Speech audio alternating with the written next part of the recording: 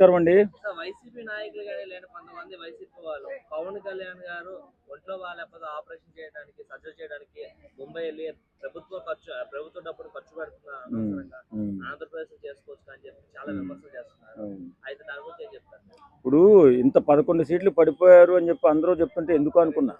ఇందుకే పవన్ కళ్యాణ్ గారు నిన్ననే ప్రకటించారు, తన సొంత డబ్బులతో సర్జరీ నేను చేయించుకున్నాను, ప్రభుత్వ డబ్బులు నేను వాడలేదు, ప్రభుత్వానికి నష్టపరచలేదని. వాస్తవంగా అలాంటి వ్యక్తులే వేళ రాజకీయ నాయకులుగా ఉండాలి.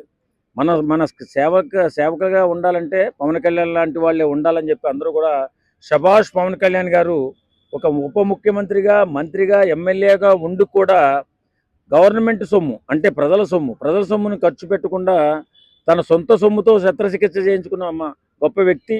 అలాగే ఆయనకే కాదు, బయట వాళ్ళకి ఏ ఇబ్బంది ఉన్నా ఆయన సొంత సొమ్మే కదా ఖర్చు పెట్టేది. కాబట్టి నేనేమంటాను, వైసీపీ నాయకులు ఈ నీచ సంస్కారాన్ని, ఈ నీచ సంస్కృతిని కొంచెం వదిలేయాలి.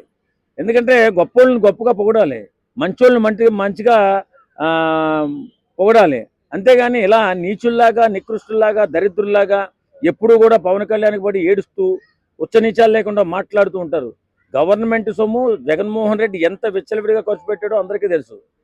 వాళ్ళ కూతుర్ల దగ్గరికి వెళ్ళినప్పుడు కానీ, వేరే దేశాలు వెళ్ళినప్పుడు కానీ ఇష్టానురీతిగా ఎందుకు 250 కోట్లు ఓన్లీ సమోసాలకే ఖర్చు పెట్టాడు ఆయన. ఆయన గురించి మనం పట్టించుకోవాల్సిన అవసరం లేదు. పవన్ కళ్యాణ్ గారు ఇప్పుడున్న రాజకీయ నాయకుల్లో గొప్ప వ్యక్తిత్వం ఉన్న వ్యక్తి. అలాంటి వ్యక్తే కాబట్టి వేళ గవర్నమెంట్ సొమ్ము ఖర్చు పెట్టకుండా నా సొమ్ము నేనే ఖర్చు పెట్టుకుంటాను, ప్రజల సొమ్ము ఖర్చు పెట్టనని చెప్పి ధైర్యంగా చెప్పిన వ్యక్తి. ఒకసారి చెప్పమని చెప్పు జగన్మోహన్ రెడ్డి. 5 మంత్రి పదవులు ఉండవి, ప్లస్ జీతం తీసుకుంటున్నాడు, సినిమాలు తీసుకుంటున్నాడు. మా జగన్మోహన్ రెడ్డి గారు ముఖ్యమంత్రి అయినా రూపాయి జీతమే తీసుకున్నాడు కాబట్టి ఇట్లా గవర్నమెంట్ సొమ్ము ఖర్చు పెట్టలేకపోయాడు అని విమర్శలు చేస్తున్నారు. ఇప్పుడు ఈయన జీతం తీసుకుంటున్నాడు, కానీ తీసుకుని ఎవరికి ఇచ్చాడు? అనాథులైనటువంటి 42 మంది పిల్లలకి, ఆ అభాగ్యులకి, ఆ అన్యాయం అయిపోయినటువంటి ఆ చిన్న పిల్లలకి సాయంగా నిలిచాడు. జీతం ఆయన తీసుకోలేదు, తీసుకుని వాళ్ళకి ఇచ్చాడు. జగన్మోహన్ రెడ్డి జీతం ఎందుకండి బాబు? ఆయన 1,00,000 కోట్లు 2 లక్షల కోట్లు అప్పుడు ఏదో దోపిడీ చేశాడు అంటారు. మరి ఎంతవరకు వాస్తవమో మనకు తెలియదు. కానీ 48,750 కోట్ల రూపాయలు ఈడీ అటాచ్ చేసింది.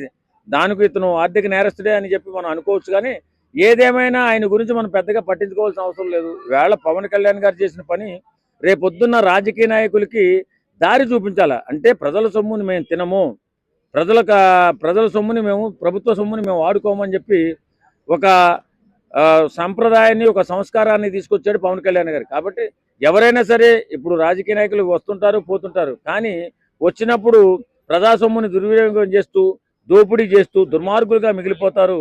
కాబట్టి మహానుభావుడు పవన్ కళ్యాణ్ గారు ఇలాంటి సాంప్రదాయానికి తెరదీయడం మాత్రం చాలా సంతోషంగా ఉంది.